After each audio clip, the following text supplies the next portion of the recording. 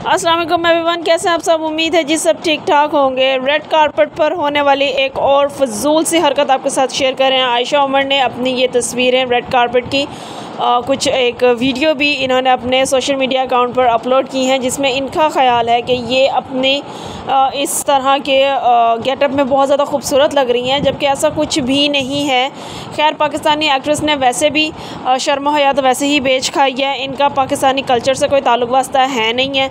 इसके बावजूद भी लोग इन्हें पसंद करते हैं, तो आफरीन है, मेरी तरफ से उन्हें सलाम है जो इन्हें इसके बाद पसंद करते हैं। अब जो आयशा उमर ने अपने चेहरे पर जो पहन रखा है, आप मुझे बताइए ये कहीं से भी इंसानों वाली ज्वेलरी है, ये फ़ैशन में है, जहाँ पर इस तरह की चीज़ें जानवरों में, बैल बकरों और अपने जानवरों में लोग इस्तेमाल करते थे, अब ये इंसानों में इस तरह से इस्तेमाल होने लगी और इन्हें लगता है कि ये इसके साथ बहुत खूबसूरत लग रही हैं।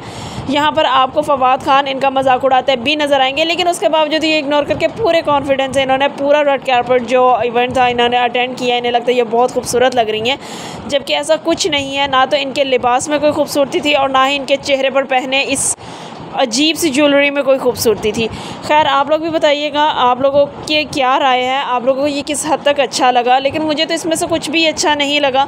बजाय कि हम अपना कल्चर प्रमोट करें, हम दिन ब दिन फिगर के साथ साथ कपड़े भी ज़ीरो ही करते चले जा रहे हैं। बहुत शर्मनाक बात है ये। कहीं से भी हम लोग अपना कल्चर, अपना दीन प्रमोट नहीं करते हैं। ये इन लोगों के लिए शर्मनाक हरकत है। आप भी अपनी राय से ज़रूर आगाह कीजिएगा। तब तक के लिए अल्लाह हाफ़िज़।